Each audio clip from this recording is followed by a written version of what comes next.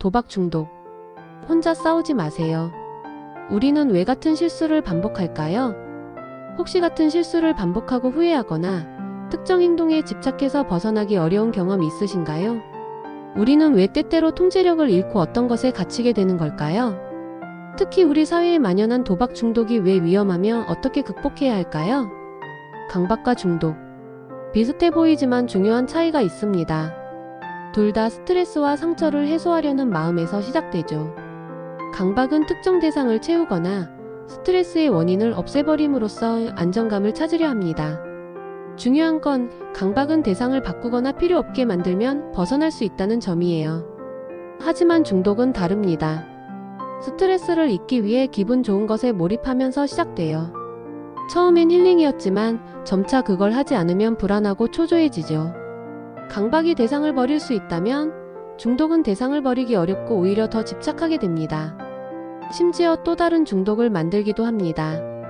도박 중독은 스트레스와 상처를 즉각적인 쾌락으로 덮으려 하면서 시작됩니다. 처음엔 재미로 힐링으로 가볍게 시작하죠. 초기에는 이번 한 번만이라는 생각으로 도박을 합니다. 중기는 한 번만이 사라지고 그냥 도박을 합니다. 통제력을 잃죠. 말기는 자기 자신을 정당화하며 남 탓을 하고 정상적인 생활이 어려워집니다. 특히 예상치 못한 큰돈을 따는 급성 중독은 한 번의 강력한 쾌락으로 순식간에 중독에 빠뜨리기도 해요. 도박 중독이 무서운 진짜 이유는 돈을 잃는 것 이상입니다. 도박은 우리의 경제적 가치를 파괴하고 이내 곧 우리 삶의 모든 영역에 영향을 미치게 됩니다. 경제적 가치에 무너지게 되면 연쇄적으로 건강, 마음, 성, 인간관계 등 우리 삶의 중요한 축이 점차적으로 무너지면 다른 모든 축도 연쇄적으로 파괴됩니다. 또한 도박 중독은 이 가치를 뒤흔들어 개인의 삶을 파괴하고 더 나아가 가족과 주변 사람들의 인생까지 파멸로 이끌기 때문에 범죄와 다름없습니다.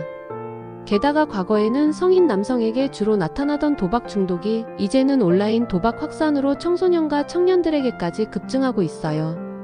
우리의 아이들이 돈뿐만 아니라 미래 자체를 잃어가고 있다는 건 너무나 안타까운 현실입니다. 도박 중독 어떻게 치료할까요? 도박 중독은 충분히 극복할 수 있습니다.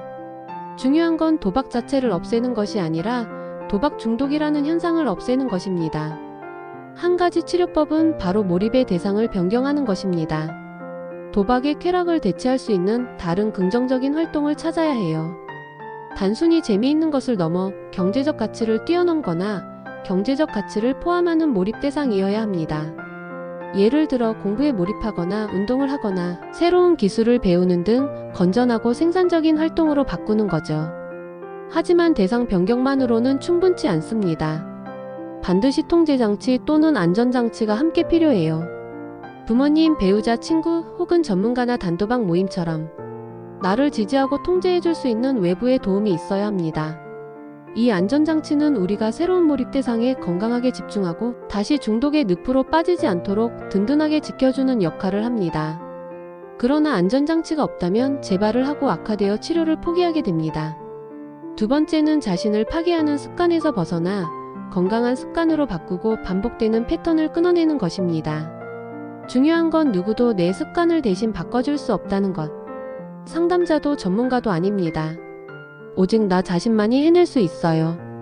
의식을 다루는 상담이 아니라 무의식을 다루는 자가치료법이에요. 도박 중독은 삶 전체를 파괴할 수 있는 심각한 문제지만 충분히 극복할 수 있습니다. 무엇보다 중요한 건 혼자 고민하지 않고 전문가의 도움을 받는 것입니다. 당신의 삶은 소중하며 언제든 다시 건강하고 행복한 일상을 되찾을 수 있습니다. 나를 위한 삶은 회복할 수 있고, 그리고 누구나 할 수 있습니다.